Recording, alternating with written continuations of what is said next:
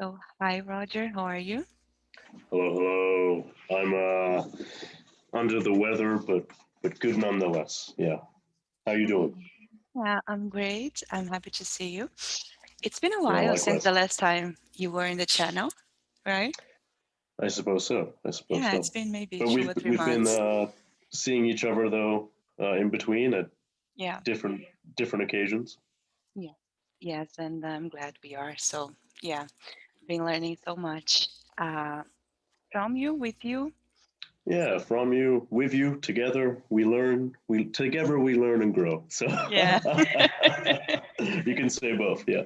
Yeah, perfect. Yes. So, we're here today to talk a little bit about a book that you actually recommend me called The Science of Enlightenment. Mm. And so, I have a question for you before we talk a little bit about the book, actually, about the chapter one and two, because I haven't gone too far.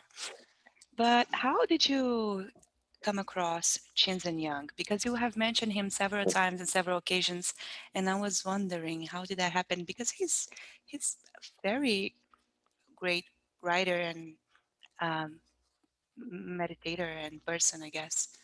Oh, he's like one of these polymaths. He's just like kind of a genius in many different fields. Mm. How did I discover him? I think maybe. Do you know the podcast Buddha at the Gas Pump?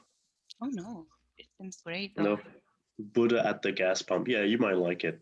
Hmm. Um, I think yeah, he was. He This is a podcast I was listening to, and he was one of the guests. And Hmm. yeah, he kind of blew my mind the way he talks. And well, Yeah. Wow, amazing. Yeah, so yeah, my first contact with him is through this book that this this audiobook that I'm listening to. And actually you recommend me like months ago, maybe a year ago, I don't know.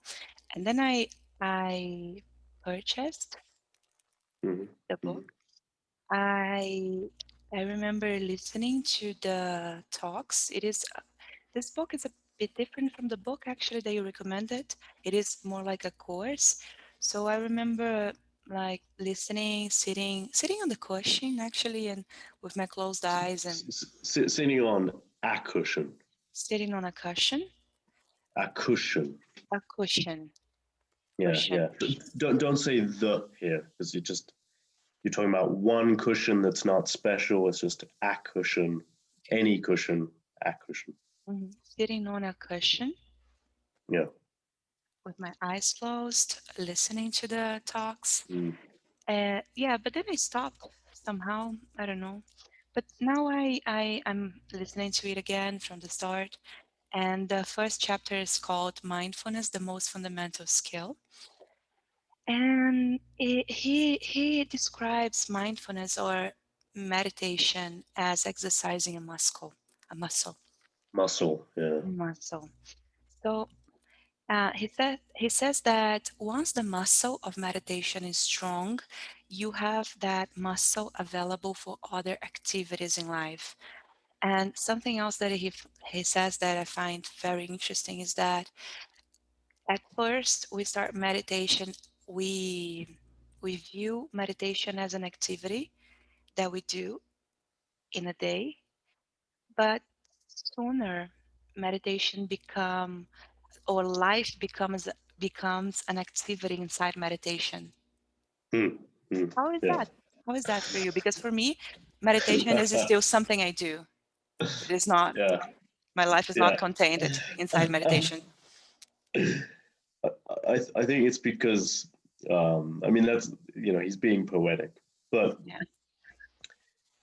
because once you meditate enough, you it just it reconfigures, changes your relationship to your whole experience, and the kind of the kind of attention detail you can get while meditating, the kind of metacognition that you build while sitting on a cushion extends to your daily life. So you start meditating when you're not just sitting, but while you're walking, while you're talking, while you're doing other things. and then yeah, it really, in a very sort of fundamental way, changes your whole relationship to your moment to moment experience. So Mhm. that's what he's getting at, I believe. Yes. So by meditating when you're walking, what do you mean by meditating when you're walking or when you're living a life? You mean that we are present and focused? Because people, something else that he talks about is that people have some misconceptions about meditation, and people usually think that we do meditation on a cushion, sitting down, sitting still with our eyes closed. So what does it mean to be in a meditative state when we are not formally To be practicing in it? a meditative state. Okay, well, Uh, yeah, meditation is, I have a lot of questions. yeah, that's good. That's good. Yeah, well, I think I mean meditation is kind of a problematic word, and because it's so eclectic, it talks. There's many different meditation techniques, and there's many different states within this larger category. Um, but just to talk about mindfulness, then Mhm. maybe that's a smaller category within meditation. Just being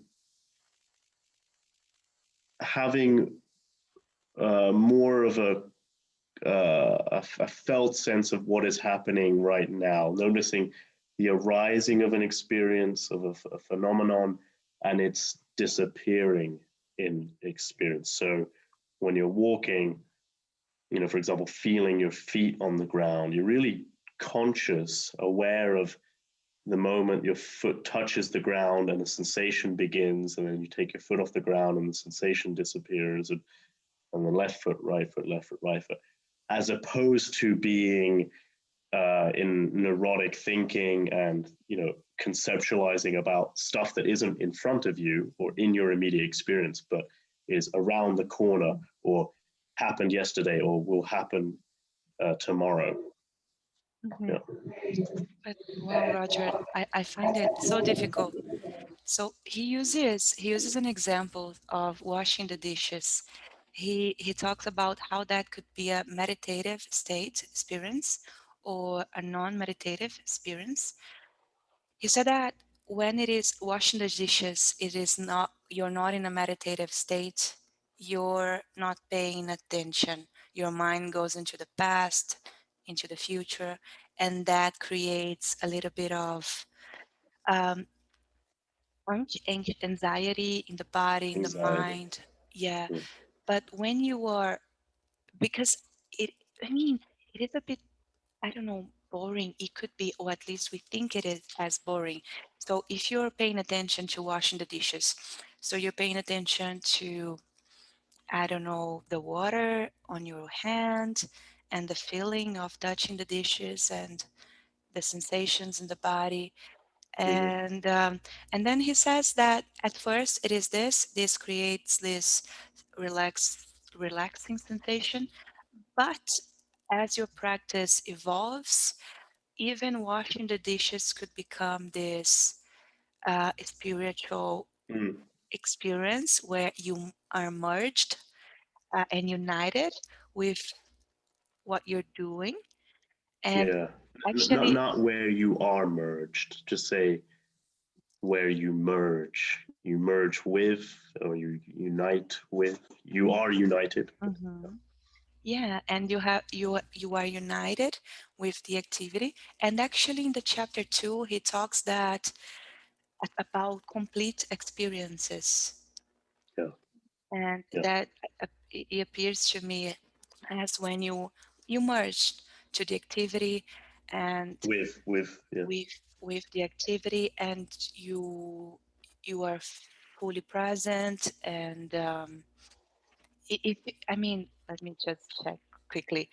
So your happiness does not depend on conditions. The entire universe is present in that activity, and your individual identity is merged with one hand with the entire universe, and in the other hand with the source of the universe. Is he being poetic again?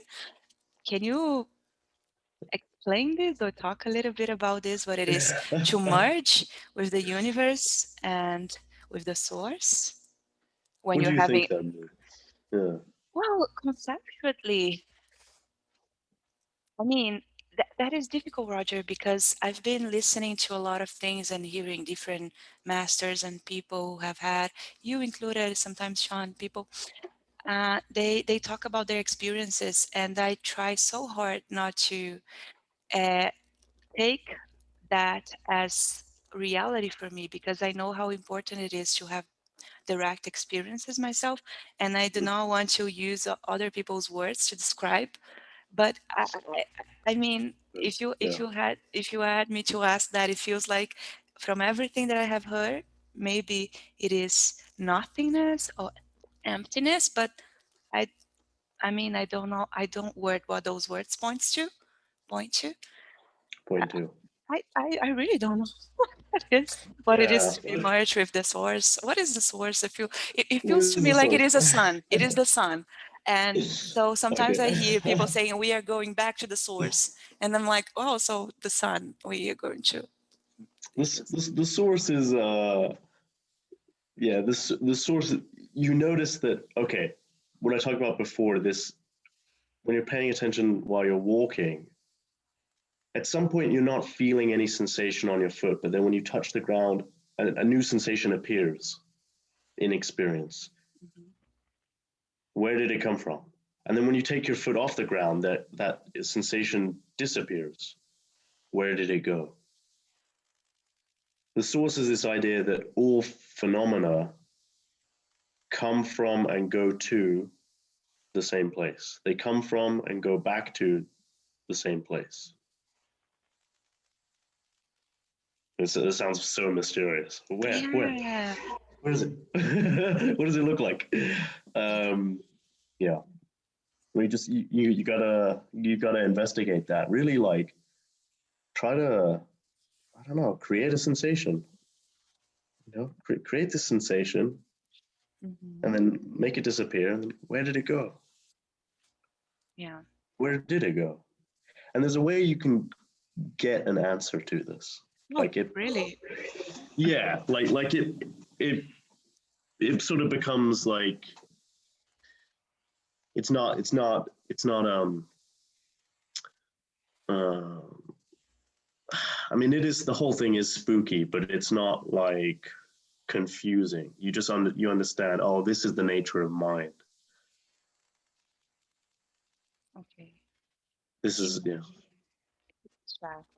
But I mean, I like to talk about those things and read and yeah, and learn, but it feels like knowing things conceptually is something different from really knowing them from experience, right? Hmm.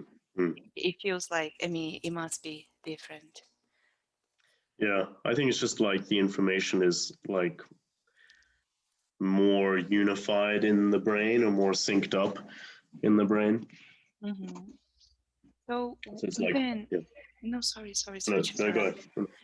No, I was just going to say that, so if you're having a complete experience and you are merged with,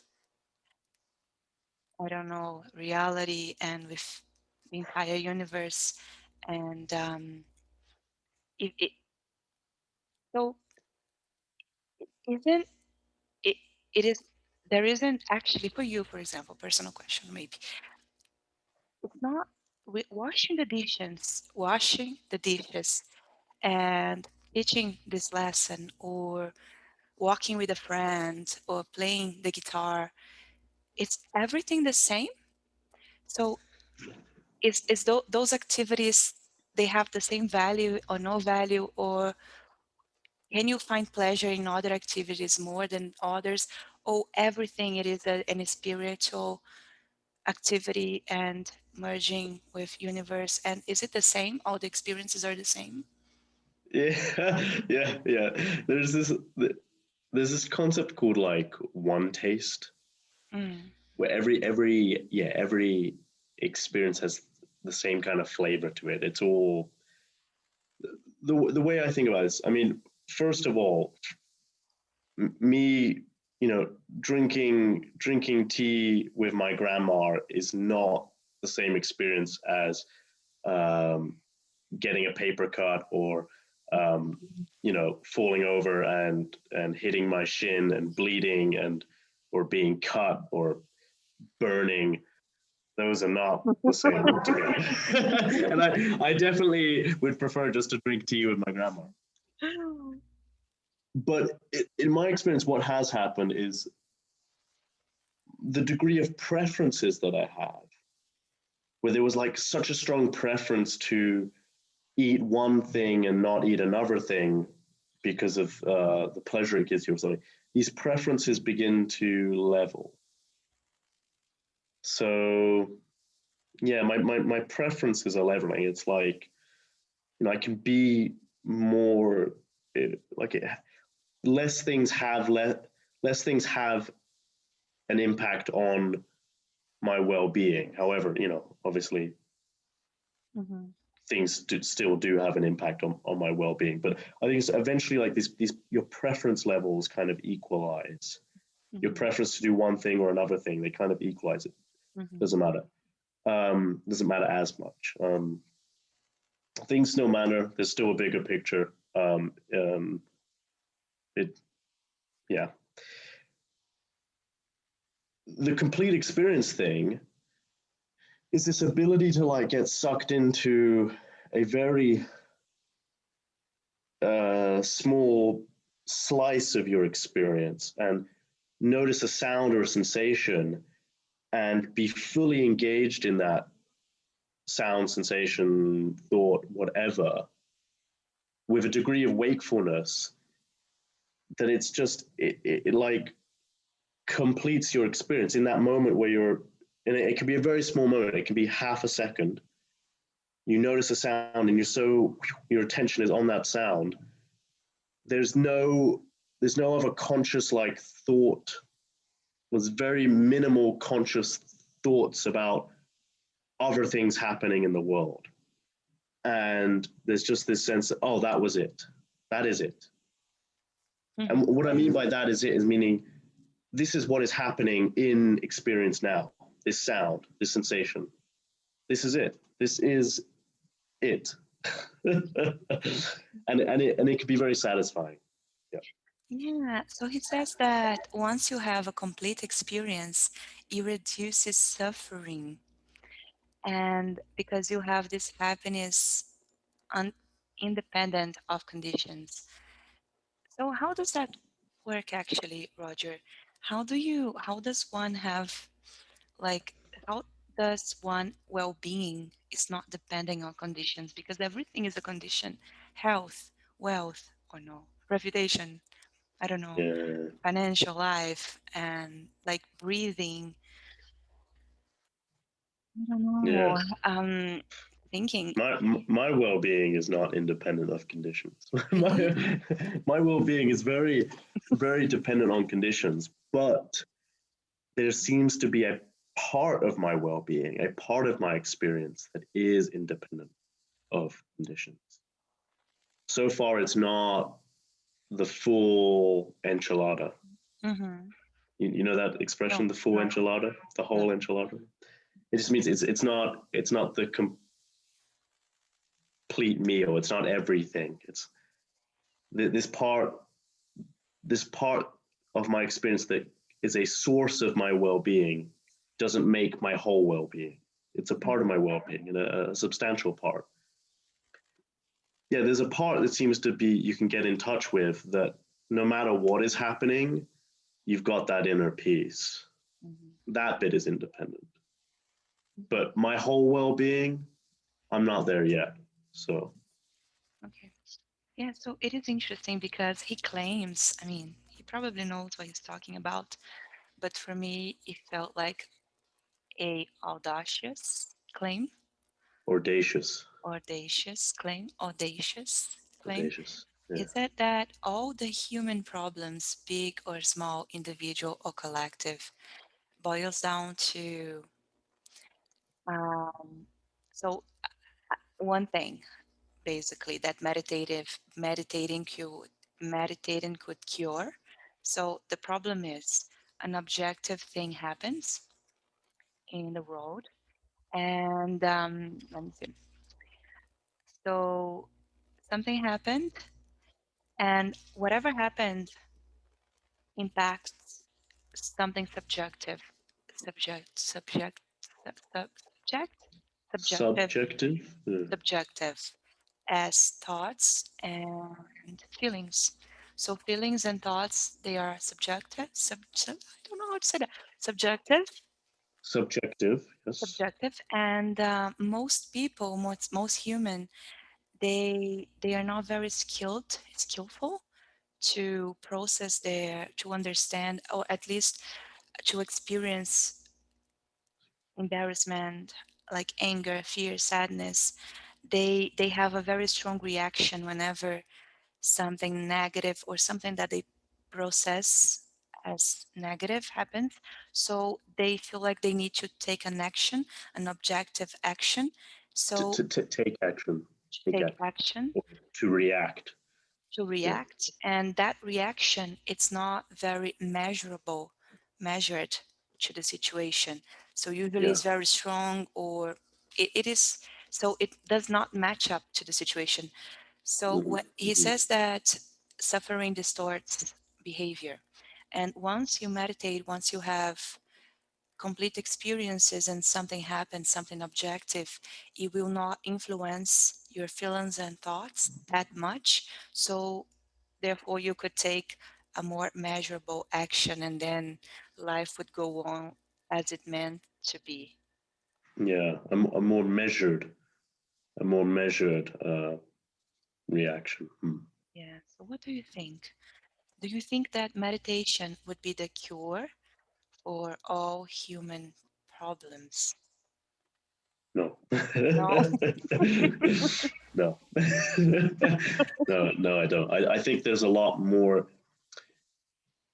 In order to be well-rounded human beings, in order to improve, to learn about the world and space, and improve our understanding of reality, to develop skills to better coordinate and interact with large bodies of people, large groups of people, peacefully and such and such. Yeah, we need a lot more training than just meditation can offer. Mhm, I think there's a lot of issues of suffering in the world that are not solved by meditation. mhm. Yeah. Yeah. No, it's interesting. We were talking about that yesterday. Someone was with, what's the name of the girl again? Theodora. Theodora. So there was a guy with Theodora last night, and then I mean, I think he's a therapist, or he studied psychology, or he works psychology. And then Sean told him that, yeah, we need therapy as well. It's not meditation can do only some part of, people would still have to go to therapy, and I imagine that we would have to go to do other things as well Mm, to be mm, good human beings, maybe. mm. Yeah, yeah. I Yeah. mean, one way I like I like the way of framing meditation is talking about it as like a psychotechnology. So there's this uh, cognitive scientist called John Vervaeke, who I like, who talks about just like learning to read and write is a skill that when you learn this skill, it bolsters your cognitive ability, 100, 1,000-fold. Like if you never learn to read and write, you will never be able to be as smart as you could be unless you learn to read and write. Mm-hmm. Like that's how powerful learning to read and write is. Like this is he calls them psychotechnologies. It was Mm-hmm. about meditation as another kind of psychotechnology. And I think it is akin to learning to read and write. Having more of a literacy of how your mind functions and how to switch mental gears to get into different states at will and navigate your mind. That's develop your metacognitive abilities. That is another skill that bolsters your cognitive ability. I think that makes you smarter. That gives you so much more room for understanding and working with others and your own mind. And it just quite frankly, there's just it is almost like we live in a world where almost everyone is illiterate. They cannot read and write, but in this regard, they cannot meditate. They don't know how to use their mind or navigate the mind. And another thing is like people learn to meditate as adults as well, which makes it even more difficult. Yeah. You know, imagine trying to learn to read and write as an adult. Wow. Yeah. Yeah. Do you judge people that do not meditate? I ask that All of because them, everyone. yeah. I judge them all. No, I'm asking you this because he says at some point he says Chen Zhenyang says that it's very sometimes it was back then, but now it still is a little bit difficult because he has this knowledge, like he knows that like the people that he encounters that if they only meditated, their life would improve so much. And then he's like, why don't you meditate? You could be happy. So I mean, you got to have just a bigger picture perspective here. There are reasons for why people do what they do. There's always a reason behind it. You know, just their background conditioning, how they've been raised, the environment they're in, what they've been taught and heard in their life, who they surround themselves with. They've got, you know, physical, biological limitations, you know, different IQ levels and blah, blah, blah. And all of that has an impact on the product of the human being, like how the person comes out, you know, what kind of person they are.